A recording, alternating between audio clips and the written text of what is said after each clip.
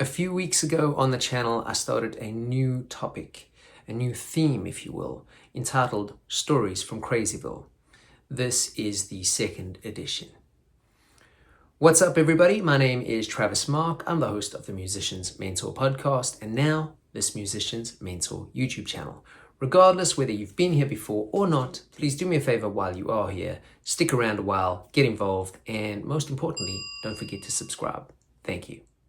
So not much unlike the previous Stories from CrazyVille episode, today this involves another singer. And I want to be clear that I have zero problem with singers. I myself am a singer, so I don't think that they're all nuts, but this particular guy definitely walked that line. For purpose of the episode, we're going to give this character a name. This is a true story. We're going to call him Frank. But let me back up a little so I can paint a picture. So shortly after moving to Louisiana, I had started working at a studio called Esplanade Studios. You should Google it. It's an incredible facility. The days at Esplanade were quite grueling in terms of length, but they were really inspiring because you would be seeing some of the world's finest artists coming into the studio to do their records or just writing sessions or rehearsals. And so after being there for a few months, I decided I was going to set up a production studio just in a room, very similar to this. I'll show you guys my real studio at some point too. But the point was just to have a place to work on pre-production, work on mixing, maybe work with some singer-songwriters, etc., etc. Well, anyway, I do this and pretty quickly word gets around that I can engineer and produce. And I start getting a couple calls to work with some singer-songwriters.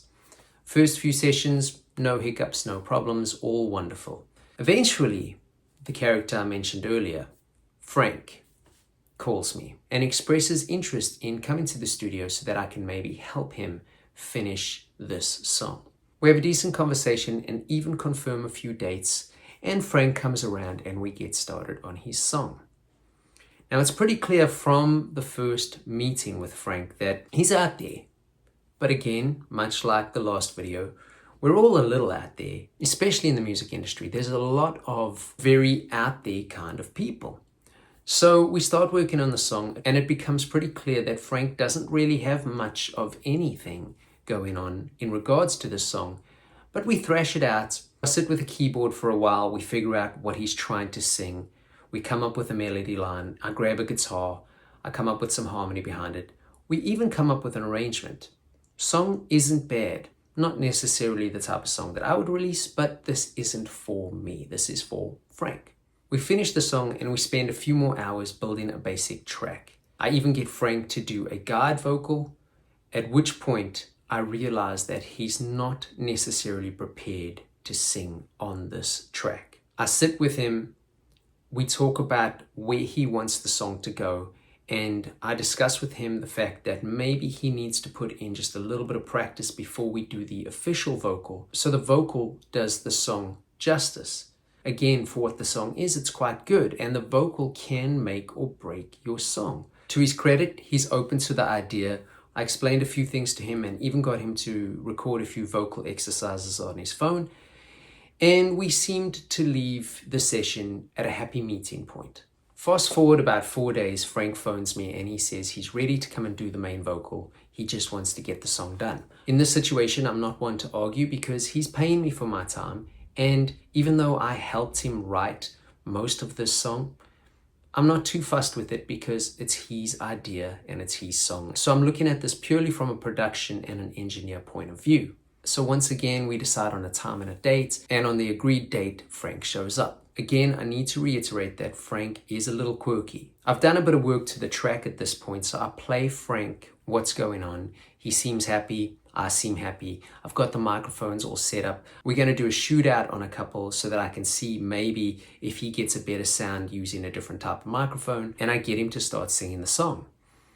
Again, the vocal just isn't right. And I come to the conclusion that I don't think Frank has ever spent any time practicing singing or ever really even sang. It's pretty horrible, to be fair. But again, this is art. So who am I to say that his art is no good in comparison to the next person, right? And we go with it. We eventually decide on a microphone and he starts recording the vocal. I play it back for him, and finally he realizes that things aren't really the way he thought they sounded in his head. He almost couldn't believe what was coming back, but not in a good way. So he suggests this time that maybe we take a few more days and he'll practice. I'm pretty happy with this because this is what we had discussed in the first place. So we stopped the session, agreed on a future date, and I saw Frank out. About 2 weeks later, Frank comes back and he is enthusiastic like you've never seen. He can't wait to do the vocal. In turn, I become enthusiastic because I'm like, wow, he might have made that much ground in the 2 weeks. He's had the track. He's got something to practice to. This could be great. Maybe it won't even take that long. I'm prepared, so the track's ready to go. The microphone's ready to go. All we need is the vocal. So I say to Frank, what can I do to make you comfortable? Should I adjust the lights? Do you want any extra hydration in conjunction with what you've already brought? Do you want the lyrics printed out? All the usual things that you would do to try and help a singer. And Frank says to me, no, he's got it under control. He needs 5 minutes to warm up, and proceeds to reach in his backpack and pull out a sachet similar to this. Now this is a in-ear monitor holder, so it's not going to give you the same sound. But as he pulls out this bag, I hear rattling, kind of like stones. And he reaches his hand into the sachet and grabs a handful of marbles, glass circular marbles, and shoves them in his mouth. At this point, I don't know what to think. He's got these marbles in his mouth, at least 8 of them, and he's going, oh. And as he's doing this, I can hear that. But again, things go in trends, right? So I don't know if this is some kind of new vocal trend that I just haven't heard of. Give him benefit of the doubt, I keep thinking. He proceeds to go, oh, for about 5 minutes with these marbles hitting his teeth. And then says to me, okay, I'm ready. Except it sounds more like, okay, I'm ready. So I say, Frank, are you going to take the marbles out of your mouth? No. I'm like, dude, we're going to hear the marbles hitting your teeth. Plus, I can hear that there's something in your mouth. We're going to pick up every single one of those sounds. He goes, no, I'm ready. You know, as these marbles continue to hit his teeth. I plead with him.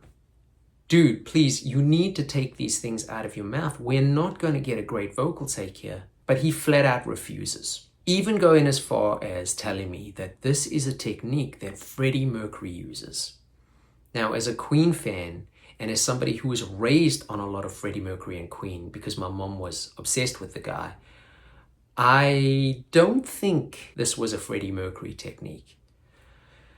We go back and forth and back and forth and back and forth, and he refuses to take these marbles out of his mouth.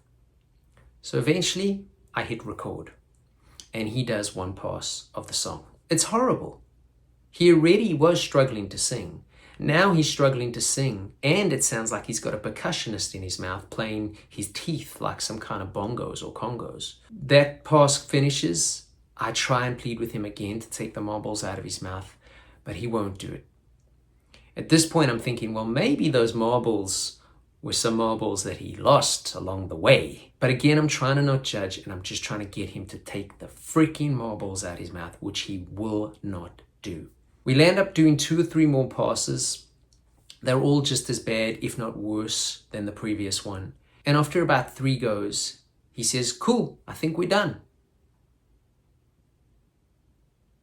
I think we're done.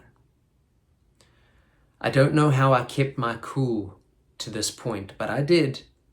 And I tried to again explain to him that I don't think I'm going to be able to fix any of this, at least not make it any type of real thing that he would want to put out there, much less have my name on it. But he's happy. He thinks the song sounds great, even with all the teeth noises. And so the session finishes for the day.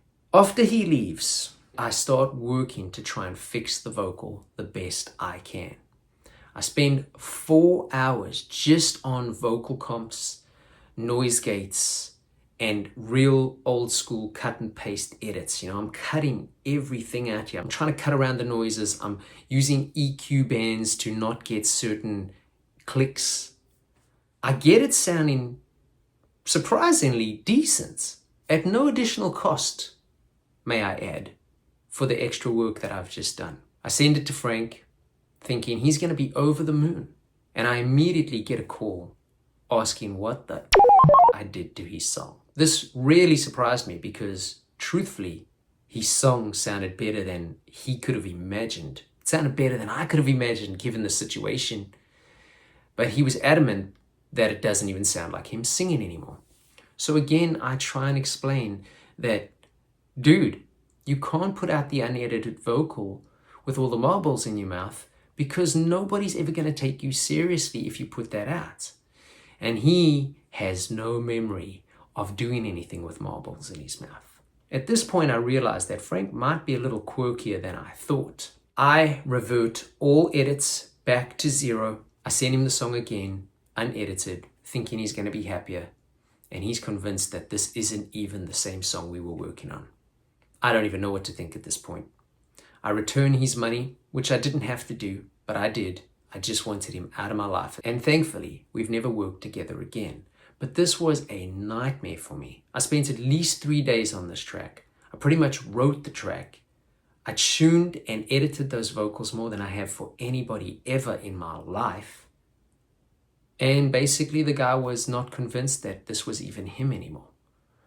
I'm not convinced it was him anymore either. I think maybe Frank might have a few different versions of himself. That's it for today's episode of Stories from CrazyVille. I hope you never have to deal with someone like Frank. Don't forget to hit subscribe. I'll see you on the next one. Peace.